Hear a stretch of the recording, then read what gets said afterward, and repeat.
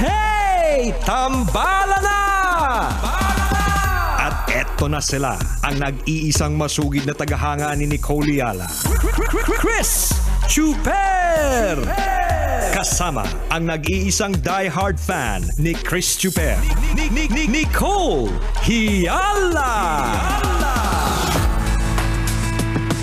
Mula sa Mahiwagang Burnay, ang kwento.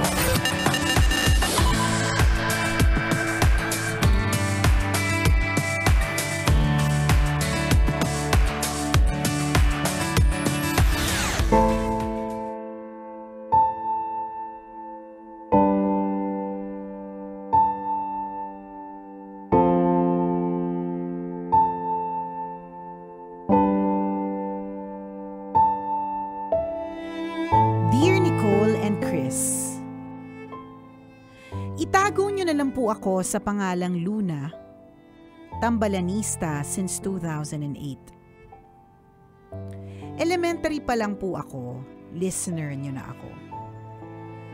Ngayong nagtatrabaho na ako, nakatutok pa din ako sa inyo. Hindi kasi kumpleto ang araw ko kapag hindi ko naririnig ang boses ninyo at kapag hindi ko kayo nakikita.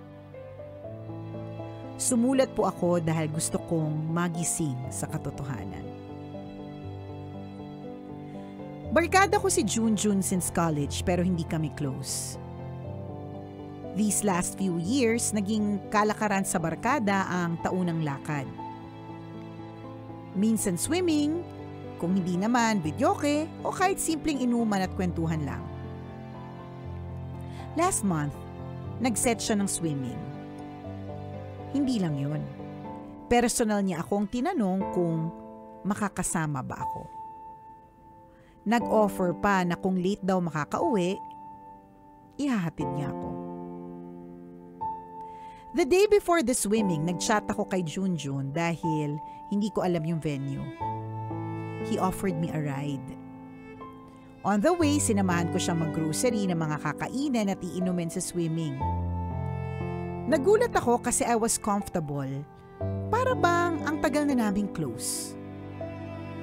Nailang lang ako nang mapansin ko na lagi na siyang nakatingin sa akin. Our eyes will meet. He will smile and then look away. Simula noon madalas na siyang sumagi sa isip ko. Kaya naman na magkayayaan ng barkadang magkape last week, niyaya ko siya.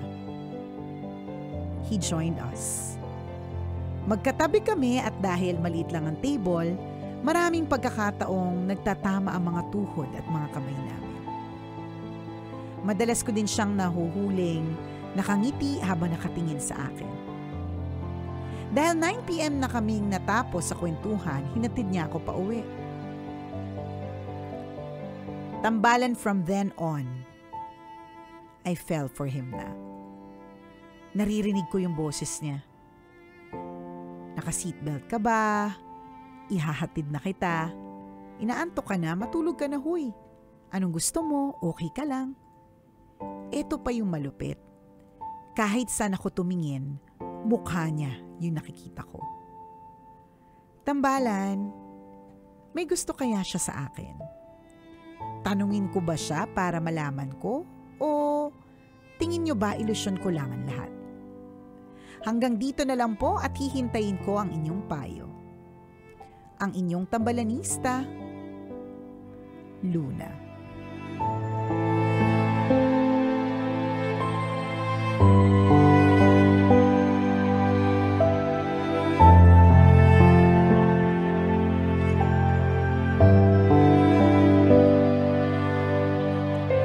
Ayan! Light-light lang naman pala ang kwento natin for today's video. Diba? Pabebe-bebe lang. Alit yung table. Nagkakadikitan yung mga tuhod, tsaka mga sikat, tsaka mga kamay namin. Alam mo, nakakilig naman yung ganyang pakiramdam. Yung feeling na tinitingnan ka niya, tapos ngumingiti siya habang nakatingin sa'yo. Yung ang dami niyang mga mga lines na may concern. Diba? Katulad ng lahat ng mga binanggit mo. Namnamin mo yan. Kasi pag naging kayo na, naku, wala na yan lahat. Charot. Agree. Agree. Mawawala din lahat yan. Lalo na pag nag-asawa. Kala mo, Diba ngayon, sama-sama ka niya lagi sa grocery, ganyan-ganyan. Hindi ganyan pabubuhatin kapag ka ganyang nanliligaw o nagpapa-impress or whatever. Pag mag-asawa na kayo, naku, ang dami mong bitbit. Hindi pa nakakasakay yung kanan mong pa, umaandar na yung sasakyan. Charot. Sabi niya, nakasulat-sulat pa, babasagin lang naman ako. Akala ko, susuportahan ako sa feelings ko. Sabi nito siguro ni Luna, ako nakilig na kilig, di ba? Na may malaking lobo ng kilig, binasag, pinutok. Ay nako, ikaw naman masyado ka pampabebe. Alam mo naman yung sagot sa tanong. I feel like, of course, I think he likes you. Hindi naman yan mag-e-effort ng lahat ng mga bagay-bagay kung wala lang. Pero syempre, katulad nga lang lagi namin yung sinasabi ni partner, di ba? Hanggat hindi actual na sinasabi sa'yo, di ba? Wag mo munang enjoyin mo lang muna. Para sa akin i-enjoy mo lang yung moment. 'Di ba na ganyan siya sa'yo. And then eventually kapag hindi na rin naman niya talaga kaya, feeling ko i-level up niya yan eh. Correct. So para sa akin wag mo munang madaliin. Neto lang kayo nagkayayaan. Gusto mo baka mamadali Sabado ka. lang yan eh. Kaya nga eh. Di mga mukhang last month lang partner.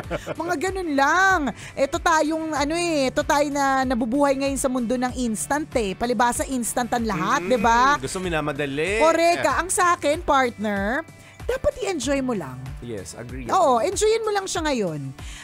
Kung ang tanong mo sa amin is, do you think he likes you? I think he does.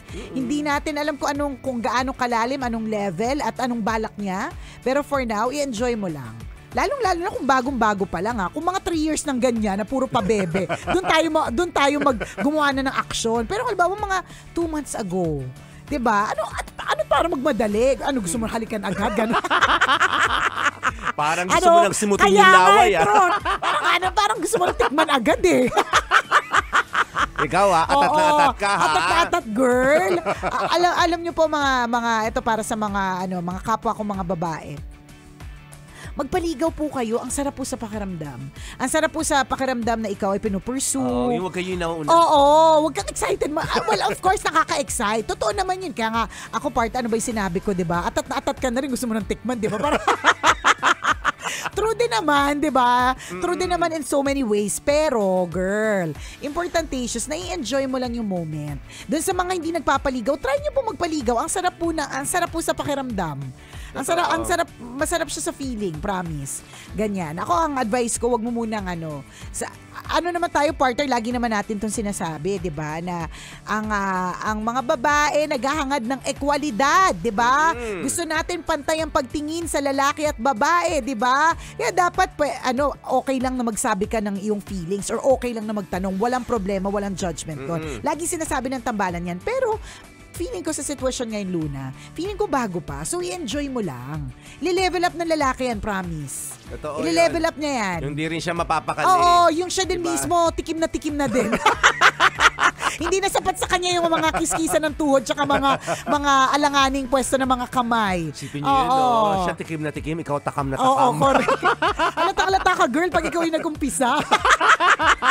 But I get it eh. At ang masarap sa feeling yan. So, just enjoy it. Just enjoy each and every moment of that kilig situation of yours. Very Ganun. magical pa yung ganyang klase ng pakiramdam sa pagkakataong ito. Totoo. Na dapat totoo naman yung sinabi ni partner, namnamin mo lang yan. Kasi yung ganyang klase ng pakiramdam, priceless lahat yan eh. Diba? Bihirang makaramdam ang tao ng ganyan. Correct. At nasa ganyan kang estado, everything is magical. Tama. Again, namnamin mo yan. Yung tipong, ikaw nga yung nagsabi, lahat ng nakikita mo, mukha niya. Diba? Bawasan mo lang pag-rag, diba?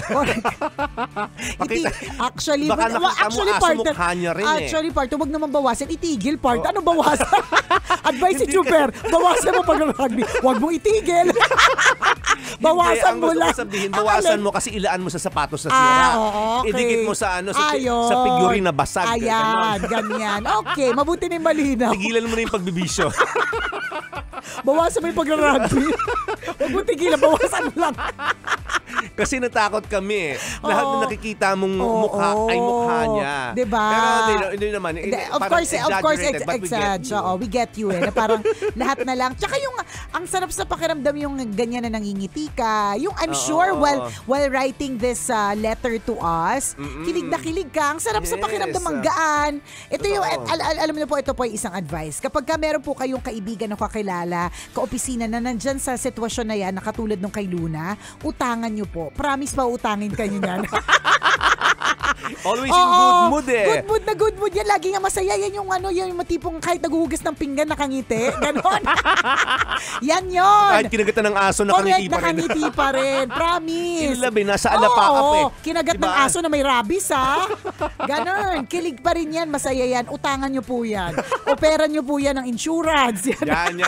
Yan yung perfect. Oo, yan. Diba? Sama nyo sa networking. Correct. Sasama agad yan. Magre-recruit pa yan. True, diba? Good mood eh. Masarap yung kanyang pakiramdam. So yun yung sinasabi namin na i-enjoy mo yan. I-enjoy mo yung ganyang klaseng feeling. And then, because we feel like this guy also likes you, wait mong mag-level up. Wait mong siya yung mag-level up nun. Kasi in the first place, siya naman yung unang nag-reach out sa'yo, di ba? Pinasakay ka lang. Huwag kang atat. Alam mo, ang daming binasag. Actually, kung babasagin ka namin, pwede din namang ganun siya sa marami. Pwede namin sabihin na ganun ba? Tinitingnan niya rin kung sino kaya dun sa mga babaeng ginaganito ko ay unang sasakay o unang magi-give in o unang magpapatikim. Yan. Di pwede din. Kasi pwede namin sabihin mag-ingat ka. Pwede din. Baka mamaya sa lahat ng babae, ganyan siya. Correct. Hindi namin alam yung ganun kwento eh. Ikaw lang yung nakakakita eh. Tama. Kaya kaya kalma-kalma ka lang. Enjoy mo lang bawat araw, bawat kilig moment ninyo, ganyan. Tapos mag-wait ka lang. Bakit namin sinasabi na namnamin mo to? Kasi lahat ng bagay, di ba, ang laging payo ng tambalan o sinasabi ng tambalan na babago, nawawala, di ba, nag-disappear. Kasi dadating talaga yung time na, di ba, ngayon kinikilig ka, every time na makikita mo yung mukha niya, napapangiti ka. Next time, pag tumagal na kayo, every time na makikita mo yung mukha niya, maaalibadbaran ka na. Di ba ngayon, ang lahat ng galaw niya, merong may magic sa puso mo eh. Hindi ba wala namang ibig sabihin kami pag nagkiskisan kami ng tuhod ni Nicole? Wala lang. Pero ikaw, dumikit lang yung tuhod sa tuhod mo sa tuhod niya. Iba na ang ibig sabihin. May magic, ang daming fireworks, diba? Fireworks display. Tapos nag-slow mo lahat. Pyro Olympics, partner. Laban-laban ng mga country. Kinabog sa yung MOA. Correct, kinabog yung Pyro Olympics, partner. China versus France. Ganon, kiskisan pala ng tuhod yan. Diba? So, ang sarap sa pakiramdam na every small thing is actually a big thing. Correct. Diba? And just enjoy that moment. Yun na lang muna. Wala talaga lahat yan. Inuunahan ka na namin.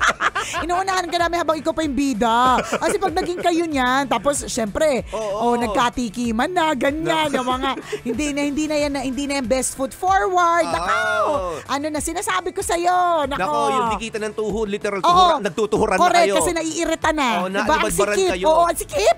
Tuhod mo. Correct.